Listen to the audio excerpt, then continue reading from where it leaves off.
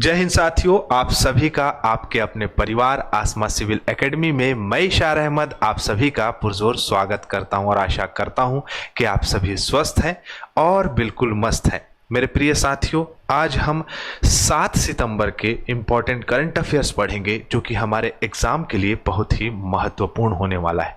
तो वीडियो में शुरू से अंत तक बने रहें और अगर आप सभी इस चैनल में नए हैं तो चैनल को सब्सक्राइब कर लें और पहले से अगर इस चैनल में हैं तो मेरे प्रिय साथियों एक शेयर तो आपसे बनता ही है, एक शेयर जरूर करिएगा।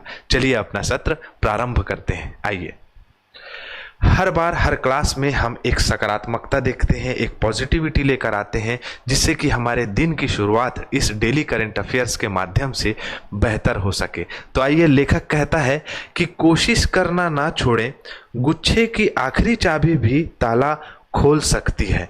और मेरे प्रिय साथियों, जैसा कि अभी वर्तमान में समय चल रहा है कि सामने में एग्जाम बहुत सारे दिखाई दे रहे हैं लेकिन हलचल नहीं है किसी भी विभाग में, तो इसका मतलब ये नहीं कि आप अपनी पढ़ाई की कंसिस्टेंसी को छोड़ देंगे। क्योंकि मेरे प्रिय साथियों, मैं अपने माध्यम से, अपने सब्जेक्ट के माध्यम से बताना चाहूँगा कि करंट अफेयर्स व्यापम के सभी एग्जाम्स में पूछे जाते हैं, एसएससी में पूछे जाता है और साथ ही साथ आरआरबी का जो एनटीपीसी होने वाला है उसमें भी आपके करंट अफेयर्स पूछे जाएंगे। तो अपनी कंसिस्टेंसी बनाए रखें, किसी भी प्रकार की अलाली ना करें, तो कोशिश करना बंद नहीं करिएगा। चलिए अपना सत्र प्रारंभ करते हैं। आइए, लास्ट टाइम जो मैंने प्रश्न पूछा था कि सशस्त्र बल चिकित्सा सेवा की पहली महिला महानिदेशक के रूप में किसे नियुक्त किया गया है, तो किसे नियुक्त किया गया है? तो आपका क्या नाम था इनका नाम है आरती सिरिन, है ना। सर्जन वाइस एडमिरल आरती सिरिन जी जो है ये बनी है। आइए देखें किन किन लोगों ने जो है आपका सही जवाब दिया है। सरीन होंगी वो, ठीक है, सरीन है, इससे फर्क नहीं पड़ता है, नाम याद होना चाहिए और पहली महिला महानिदेशक है तो वहां से प्रश्न पूछने की संभावनाएं बढ़ जाती हैं आप लोगों की, ठीक है। तो रोशनी देवंगन ने सही आंसर दिया, वेरी गुड रोशनी। यामिनी ने भी सही आंसर दिया है, सूर्या ने भी सही आंसर दिया है और शशि ने भी आंसर दिया है। ये प्यारे बच्चे हमेशा कंसिस्टेंट रहते हैं। मैं आप सभी से भी निवेदन करना चाहूँगा कि जो लास्ट में क्वेश्चंस पूछे जाते हैं उनके आंसर ज़रूर दिया करिए, क्योंकि एग्ज़ाम ओरिएंटेड वो जो है आपके करंट अफेयर होते हैं जो कि आपके एग्ज़ाम में देखने को मिलेंगे, ठीक है। तो इस एग्ज़ाम के अनुभव को लेकर ये कंटेंट तैयार किया जाता है आसमा सिविल एकेडमी के कंटेंट टीम के द्वारा। आज कौन सा दिवस है, चले देख लें। विश्व कपास दिवस। विश्व कपास दिवस हर साल 7 अक्टूबर को मनाया जाता है। जैसा कि आप सभी को पता है कि कपास जो है पारंपरिक रूप से, ऐतिहासिक दृष्टिकोण से हमारे देश में जो है उत्पादित किया जा रहा है। तो इसकी जागरूकता को बढ़ाने के लिए वैश्विक स्तर पे और भारत और चीन जो कि अपने आप में एक बहुत बड़ा विशालकाय व्यापक जो है आपका कपास का उत्पादन अपने पास रखता है, तो उसके लिए यह दिवस मनाया जाता है। अगर हम मुख्य बिंदुओं को देख लें तो इस दिन कपास उत्पादन से जुड़े बदलावों को बढ़ावा दिया जाता है। इस दिन कपास उत्पादन से जुड़े लोगों को एक साथ जोड़ा जाता है और उनके लिए मुख्य कार्य किए जाते हैं, उनके प्रोत्साहन, उनके जो है आपका कॉन्फिडेंस को बढ़ाने के लिए, ठीक है। तो 7 अक्टूबर से और देख लें क्या क्या खास बातें हैं। तो 1959 में पहली बार चांद का डार्क साइड देखा गया था। 1708 में 7 अक्टूबर को गोविंद सिंह जी जो कि आपके सिख धर्म के 10वें गुरु जी हैं, उनका जो है निधन हुआ था। 1950 में मिशनरीज ऑफ चैरिटी की स्थापना हुई थी भारत में, ठीक है। तो ये आप समझ सकते हैं।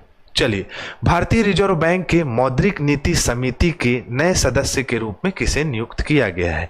तो देखो मेरे प्रिय साथियों, नई समिति बनी है जिसमें कि आपका सरकार के 3 सदस्य होते हैं और आरबीआई के 3 सदस्य होते हैं। इनका मुख्य कारण मतलब कहा जा सकता है कार्य क्या होता है, तो इनका मुख्य कार्य जितनी भी नीतियां हैं, जैसे कि आपका जीएसटी है और अन्य जीएसटी तो केंद्र सरकार का मामला है, मान के चलिए जितनी भी आरबीआई नीति बनाता है तो उन सभी नीतियों की समीक्षा करने के लिए बेसिकली ये जो है क्या करता है आपका भारतीय रिजर्व बैंक इस समिति को बनाता है, जिसमें मुख्य रूप से वर्तमान में राम सिंह जी, है ना, सौगत भट्टाचार्य जी और नागेश कुमार जी, ये 3 लोगों को जो है सदस्य के रूप में नियुक्त किया गया है। ठीक है, चलो आगे बढ़ते हैं। जैसे कि देख सकते हो कि राम सिंह, सौगत भट्टाचार्य, डॉक्टर नागेश कुमार को जो है इसमें नियुक्त किया गया है। 2016 के वित्त अधिनियम में भारतीय रिजर्व बैंक अधिनियम 1934 में संशोधित किया गया और 6 सदस्यीय मौद्रिक नीति का प्रावधान किया गया है। प्रश्न ये भी पूछ सकता है कि कब ये जो है आपका मौद्रिक नीति की जो समिति है बनाने का प्रावधान किया गया था, तो 2016 के कौन से भारतीय रिजर्व बैंक अधिनियम 1934 के तहत। ठीक है, उसके बाद बाकी आप जो है स्टडी कर सकते हैं।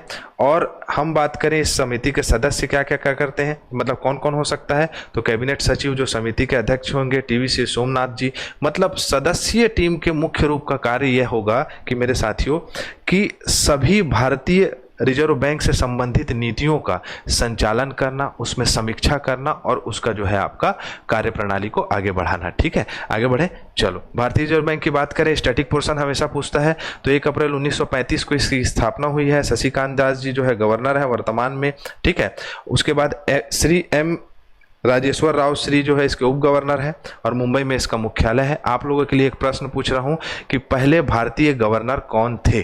ठीक है, चलो पहले भारतीय गवर्नर कौन थे ये आप लोगों को बताना है। मतलब कि RBI के पहले भारतीय गवर्नर कौन थे। एक तो जो थे आपके वो विदेशी गवर्नर थे, सर ऑसबॉर्न आपका स्मिथ, है ना।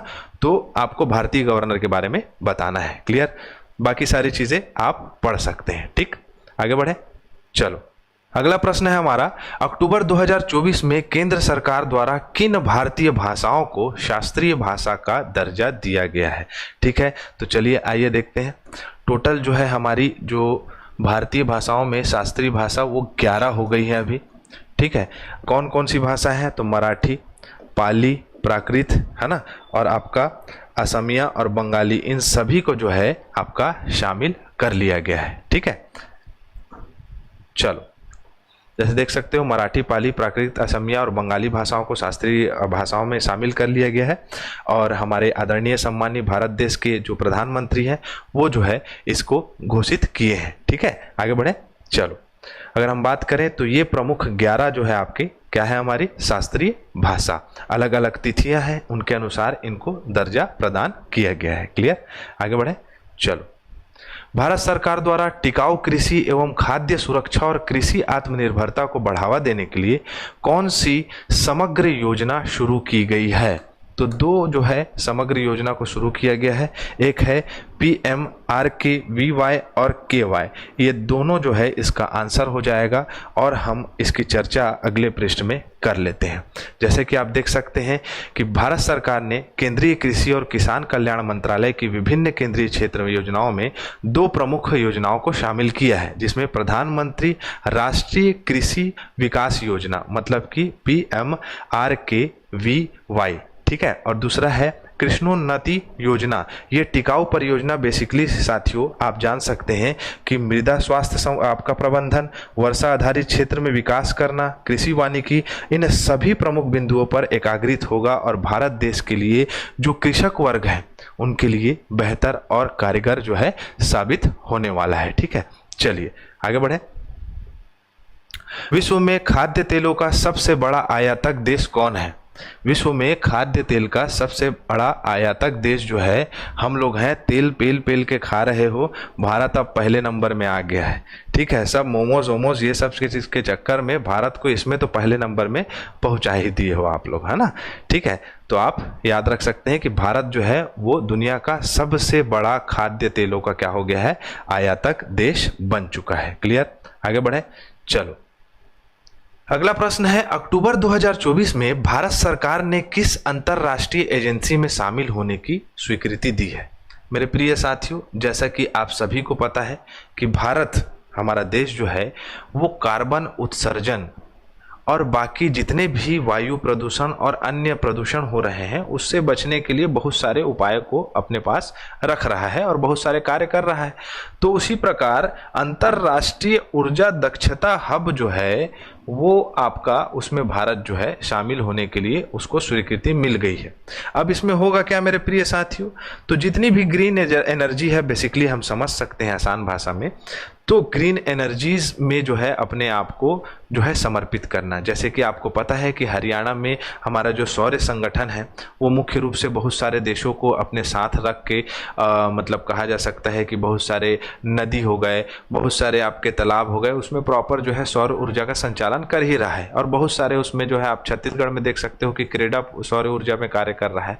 तो उसी प्रकार से ये अंतर्राष्ट्रीय ऊर्जा दक्षता हब जो है मुख्य रूप से 16 देशों का ये स्वैच्छिक सहयोग इसमें मिला है भारत को, और भारत जो है इसमें एकाग्रित होकर आगे बढ़ना चाह रहा है। और हमारे भविष्य के लिए बहुत ही ज़्यादा महत्वपूर्ण है कि हम जो है अपने आसपास के वातावरण को हरित रखें, और जो है जो हमारे इंफ्रास्ट्रक्चर डेवलपमेंट हो रहे हैं भारत में, उन सभी सारे चीज़ों से जो प्रदूषण हो रहा है उन प्रदूषण पे रोकथाम किया जाए और ग्लोबल वार्मिंग से हम बच सकें। ठीक है, अगर ऊर्जा दक्षता ब्यूरो की बात करें BEE की, तो इसकी स्थापना 2002 में हुई है। मुख्यालय नई दिल्ली में है। मूल संगठन विद्युत मंत्रालय के अंतर्गत आता है, भारत के अंतर्गत आता है, और वर्तमान अध्यक्ष जो है वो यूरोपीय आयोग है। जैसे कि आप देख सकते हैं कि नीचे में बाकी देश हैं जिनसे इनको भारत को सहयोग प्राप्त हुआ है। ठीक है, चलें आगे।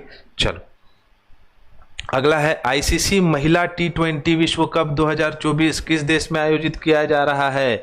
तो UAE मतलब यूनाइटेड अरब अमीरात में कराया जा रहा है। संयुक्त अरब अमीरात में, पहले बांग्लादेश में होने वाला था लेकिन अभी यहाँ आयोजित किया जा रहा है। भारत की खिलाड़ी जो है वो काफ़ी मेहनत कर रही हैं, और जिस प्रकार से पुरुष T20 वर्ल्ड कप भारत ने जीता था, हम ये मानते हैं कि हमारी जो महिलाएं हैं, हमारी जो महिला खिलाड़ी हैं, वो भी इस कप को जीतें। ठीक है, ICC महिला T20 विश्व कप की बात करें तो कौन सा संस्करण है?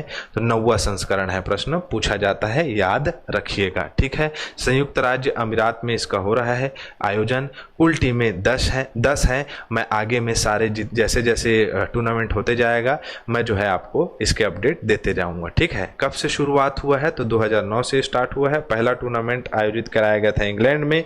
इंग्लैंड की महिला टीम इस टूर्नामेंट का पहला खिताब जीती थी। मौजूदा चैंपियन ऑस्ट्रेलिया है, 6ठा खिताब जीत चुकी है ये। और ये दक्षिण अफ्रीकी संगठन जो है हमारा कहा जा सकता है इसके अंतर्गत आता है। ठीक है, उप विजेता दक्षिण अफ्रीका रही है। खालिस्तान ने 5 अक्टूबर 2024 को महाराष्ट्र की वाशिम में बंजारा संग्रहालय का उद्घाटन किया है।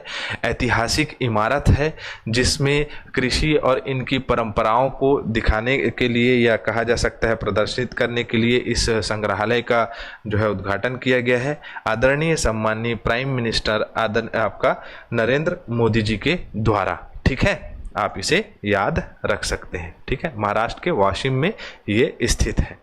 चलें आगे। चलो, अगला है भारत जो है $700 बिलियन विदेशी मुद्रा रखने वाला दुनिया का कौन से क्रम का देश बन गया है? तो कौन से क्रम का देश बन गया है? तो 4th नंबर का देश बन गया है। आपको ये पता होना चाहिए। ठीक है, आगे बढ़े। चलो, जैसे कि मैंने बताया कि $700 अरब विदेशी मुद्रा भंडारण हो चुका है। किसके पास? RBI के पास, भारत देश में। और जो है इसका 4था नंबर का क्रम देश भारत है। जैसा कि आप देख सकते हैं कि चीन दुनिया का सबसे बड़ा विदेशी मुद्रा धारक है, फिर उसके बाद है जापान, फिर उसके बाद है स्विट्जरलैंड, देन उसके बाद भारत है। फिर इससे आ गया RBI का स्टैटिक पोर्शन। तो RBI आपको याद रखना है, और मैंने पूछा है कि पहले भारतीय गवर्नर कौन है RBI के। ठीक है, चलो अब फटाफट रिवाइज कर लेते हैं। विश्व शिक्षक दिवस कब मनाया जाता है? तो हर साल 5 अक्टूबर को मनाया जाता है विश्व शिक्षक दिवस। और भारत या राष्ट्रीय शिक्षक दिवस कब मनाया जाता है? तो 5 सितंबर को, जो कि हमारे सर्वपल्ली राधाकृष्णन जी के जन्मदिन के अवसर पर मनाया जाता है। ठीक है, धरती आबा जनजाति ग्राम उत्कर्ष अभियान का उद्घाटन किसने किया है? तो नरेंद्र मोदी जी ने किया है। कहाँ किया था? तो झारखंड में किया था। और मुख्य रूप से जनजाति समुदायों को रोजगार का सृजन करना, उनको शिक्षित करना और उनको आगे बढ़ाने का ये एक बहुत अच्छा पहल है। ठीक है, आगे बढ़े। 7वें राष्ट्रीय पोषण माह 2024 की शुरुआत खालिस्तान में एवं समापन समारोह खालिस्तान शहर में आयोजित कराया गया। तो गांधीनगर गुजरात में ये जो है आपका शुरुआत हुई थी इसकी, और रांची झारखंड में इसका समापन हुआ था। ठीक है, आपको पता होना चाहिए कि 1 सितंबर से 30 सितंबर तक मनाया जाता है राष्ट्रीय पोषण माह के रूप में, जिसमें कि पोषण की उपलब्धता, पोषण की सही जानकारी जमीनी स्तर पर सभी लोगों को प्रोवाइड करना होता है।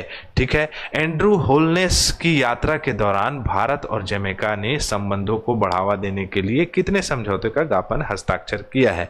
पहली बार जो है आपके जमैका के प्रधानमंत्री एंड्रयू होलनेस यहाँ भारत आए थे, और ऐतिहासिक दृष्टिकोण से भी देखें तो जमैका से सबसे पहली बार जो अगर कोई प्रधानमंत्री या राष्ट्र प्रमुख आया है तो वो एंड्रयू होलनेस ही रहे हैं। मतलब कि जमैका का ऐसा कोई सा भी राष्ट्र प्रमुख नहीं था जो कि पहले भारत विजिट किया था। उन्होंने प्रधानमंत्री नरेंद्र मोदी जी के साथ जो है वो 4 समझौते पर हस्ताक्षर किए हैं, जो कि भारत में व्यापार, वाणिज्य और सभी क्षेत्रों में इन्होंने साइन किया है। ठीक है, पीएम ई ड्राइव सब्सिडी योजना का शुभारंभ किस मंत्रालय द्वारा किया गया था?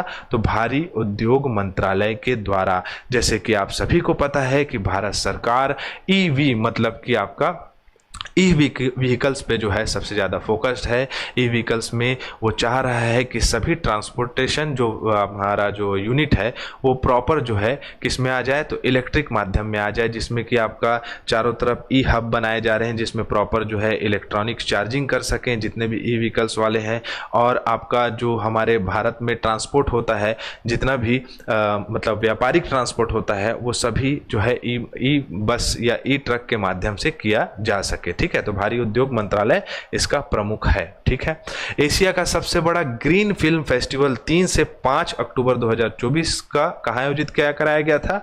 तो नई दिल्ली में कराया गया था, और इसका मुख्य उद्देश्य आपका कहा जा सकता है कि मूवीज के माध्यम से, चलचित्र के माध्यम से लोगों को ग्रीन आवरण या हरित आवरण बनाने के लिए प्रोत्साहित करना, जिससे कि ग्लोबल वार्मिंग से बचा जा सके। ठीक है, आप लोगों के लिए प्रश्न है, 25वां लाल बहादुर शास्त्री राष्ट्रीय उत्कृष्टता पुरस्कार 2024 से किसे सम्मानित किया गया है? आपके सामने ये ऑप्शन है, इसका आंसर जरूर दीजिएगा। चलिए, हमारा सत्र यहाँ कंप्लीट होता है। इसी के साथ मैं इजाजत चाहूंगा। जय हिंद, जय भारत।